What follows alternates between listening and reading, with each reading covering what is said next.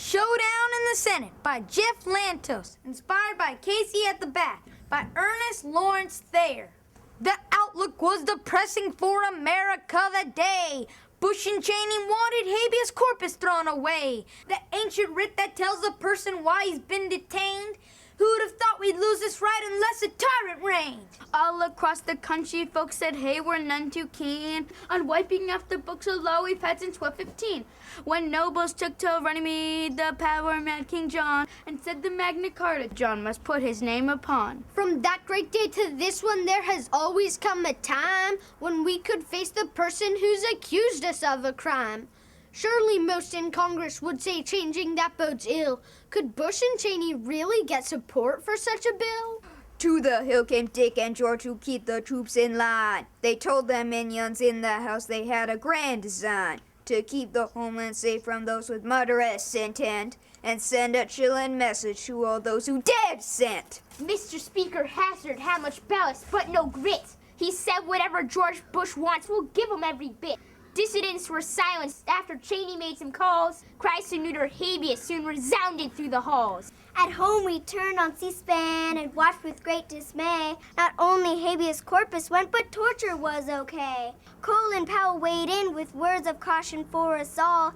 He had a word for those in charge, and that word was cabal. Time to work the senators, so Bush and Cheney went to the upper house where there'd been little discontent.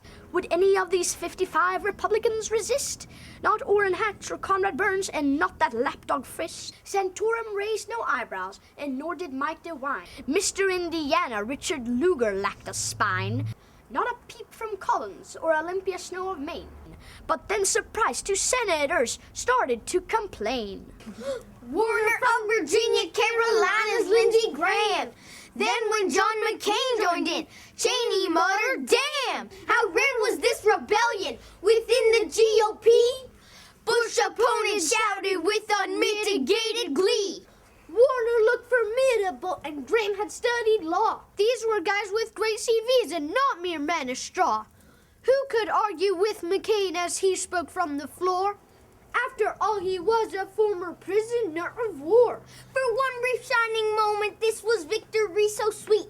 We all knew how seldom Mr. Bush had known defeat. 3 courageous senators had stood up to the man and said, we cannot get behind his self-destructive plan.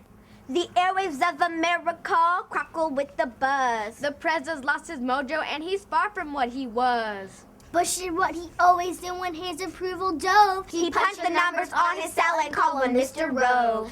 Bush's brain arrived and all the parties did repair. To a Senate anti-room man in the confines there. Words were spoken, and I'm sure that back and forth it went. Tail out came John McCain and said we're back inside the tent. How could these men crumble like some castles made of sand? Do they want the presidential powers to expand? Why did they decide to go and give away the store?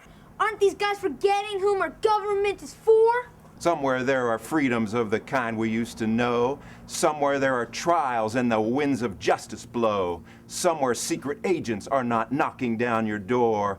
But there's no joy in this land. Habeas corpus is no more.